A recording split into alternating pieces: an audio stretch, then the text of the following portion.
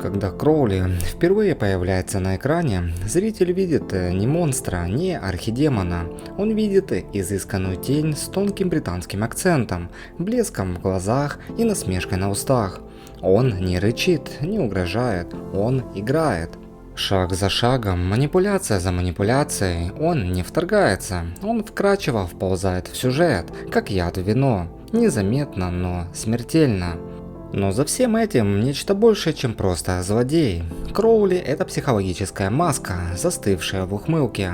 Он человек, точнее демон, который выстроил свою личность как театр, где каждая реплика – сарказм, каждая улыбка – щит, каждая сделка – попытка сохранить контроль в мире, где все продает, рушится, умирает. Он шут, надевший корону, но вопрос в том, смеется ли он, потому что победил, или потому что иначе сойдет с ума. Кроули – классический образ трикстера, но не в комическом, а в трагическом смысле. Его юмор не признак легкости, а крик человека, слишком хорошо понявшего абсурд мира. Он смотрит в лицо хаосу и делает вид, что играет по его правилам, хотя на самом деле отчаянно старается выстроить иллюзию порядка. Его сделки – это не просто власть, это способ удержать хоть какие-то границы в собственной рассыпающейся психике. Он одержим контролем, но контролирует он не столько других, сколько свою уязвимость. Ирония его язык боли. Когда он оскорбляет, издевается, играет, он прячет трещины, в которых зреет одиночество. Никто не видит, как глубоко в нем укоренилась обида на весь мир. В аду, где слабость – приговор, Кроули выучил главный закон. Выживает не сильнейший, а тот, кто умеет притворяться сильным. Корона на его голове не символ силы, а компенсация внутренней пустоты. Ему нужно быть королем, потому что внутри он все еще ребенок, отвергнутый, ненужный, забытый. Он строит империю из страха и сделок, потому что не может построить отношения из любви и доверия. Он не доверяет никому, и потому всегда один. Даже его союзники – временные партнеры в шахматной партии, где все фигуры расходные. Кроули привык быть кукловодом, потому что сам был марионеткой. Сын ведьмы, которую больше заботила сила, чем любовь, он с детства усвоил. Если хочешь значить хоть что-то, стань полезным, или опасным, или тем и другим сразу. Его интеллект – орудие выживания, его язвительность – форма защиты, его внешнее превосходство – отчаянная попытка не сгореть изнутри от чувства ненужности. Он никогда не показывает слабость, он смеется в лицо боли, но именно потому, что она его постоянный спутник. Кроули не демон в традиционном смысле, он зеркало человеческих защитных механизмов, доведенных до предела. Сарказм как броня, контроль как иллюзия безопасности, одиночество как привычка, маска как единственное лицо. И когда он смотрит в зеркало, он, возможно, уже не помнит, кто он под ней.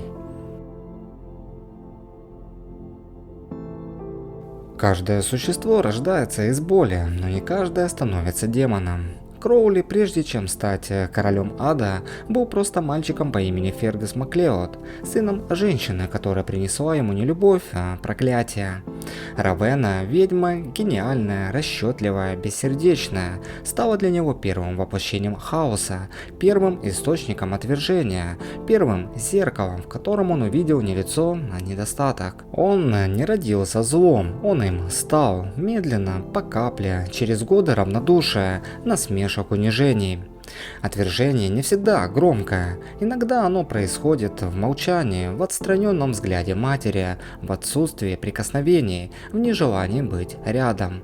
Именно это и было его первым адом. Кроули не был любим, он был обязан соответствовать, он был обязан стать сильным, умным, полезным. И когда не справлялся, его просто вычеркивали. И тогда он решил, если я не могу быть любимым, я стану необходимым, страшным, незаменимым, великим. Так родилась жажда власти, не как цель, а как компенсация. Он не хочет управлять адом, потому что мечтает о троне. Он хочет, чтобы больше никогда никто не мог заставить его чувствовать себя ничтожеством. Его власть – это броня его внутреннего ребенка, который однажды понял, что от любви можно умереть, если ее нет. Его королевство – это крик. Посмотрите на меня, я существую, я значу. Но чем громче крик, тем тише эхо. Отношения с Равенной не просто семейная вражда, это психологический узел, неразрешимая травма, которая никогда по-настоящему не исцелится. Он ненавидит ее и жаждет ее признания. Он убивает ее и воскрешает. Он отвергает ее и снова пускает в свою жизнь.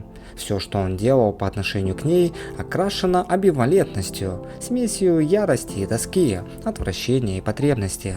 Он борется с ней, но внутри этой борьбы живет ребенок, который просит: «Скажи, что я тебе нужен». Именно поэтому Кроули никогда не сможет по-настоящему победить. Его сила всегда будет основана на хрупкости. Его корона не венец победителя, а пластырь на старую гноящуюся рану. И чем больше он правит, тем ярче осознает, это не дает исцеления. Ни одна армия демонов не может заменить одного любящего человека, ни одно подземное царство не дает ощущения дома. Он строит ад как механизм, он делает его более организованным, более рациональным. Он пытается превратить хаос в систему, потому что в детстве его душа жила в непредсказуемости. Мать могла отвергнуть в любой момент, наказать без причины, исчезнуть без предупреждения. Его стремление к контролю – это борьба с прошлыми тенями, попытка выстроить то, чего у него никогда не было, предсказуемость, устойчивость, хоть какую-то справедливость. Он хочет, чтобы мир подчинялся правилам, потому что в его прошлом правил не было, и он страдал. Но ад не семья, и слуги не друзья. Кроули окружен подчиненными, но остается один. Его трон холоден, его замыслы блестящие, но пустые. Его сражения ради выживания, а не ради смысла. Он поднимается все выше, но чем выше, тем сильнее страх упасть, потому что он знает, у него нет никого, кто подхватит. И все же он продолжает, потому что если он откажется от власти, что у него останется? Он не может быть просто Фергюсом. Это имя слишком больно звучит. Это имя напоминает о тех годах, когда он был ничем, а ничем он больше быть не хочет. Никогда. Так рождается трагедия. Кроули цепляется за трон не потому, что он хочет царствовать, а потому что боится исчезнуть. Его власть – это не амбиция, это форма выживания. Это последняя попытка убедить мир, что он не ошибка, что он достоин. Но чем сильнее он держится за корону, тем больше теряет себя, потому что под ней не король, под ней сын ведьмы, сломанный, забытый, жаждущий. И этот сын все еще ждет, что когда-нибудь кто-то скажет: «Я вижу тебя, я принимаю тебя, ты не ошибка». Судьба демона редко завершается жертвой, тем более осознанной, но Кроули никогда не был типичным обитателем ада, и хотя он до последнего играл роль манипулятора, короля, архитектора сделок, конец его пути стал моментом, когда все, что скрывалось за масками, вышло наружу, не как слабость, а как истина. Финал Кроули – это не крах злодея, это трагедия человека, который слишком долго притворялся, что его сердце мертво. Его последний выбор – смерть – был не поражением, это был жест воли, редкий для демона, почти невозможный. Он больше не спасал себя, он больше не боролся за власть, он больше не требовал любви, которую ему не дали. Он отдал самое дорогое, что у него осталось – собственную жизнь ради дела, которое не сулило ни награды, ни триумфа, ни памяти. Он умер ради других, ради победы над Люцифером, ради тех, кто давно считал его недостойным доверия. И в этом вся суть внутренней эволюции Кроули. Жертва, которую он приносит, это не просто стратегия, это не акт отчаяния, это его искупление. Не перед богами, не перед адом, не перед другими, а перед самим собой. Он, наконец, становится тем, кем боялся быть, настоящим, уязвимым, сильным, способным на выбор, не продиктованный страхом, травмой или жаждой власти. В этом мгновении он не демон, он существо, прошедшее путь от маски к личности. Но путь этот вымощен одиночеством. Перед своей смертью он не ждет аплодисментов, он не просит прощения, он не оглядывается в поисках одобрения, он просто делает то, что считает правильным.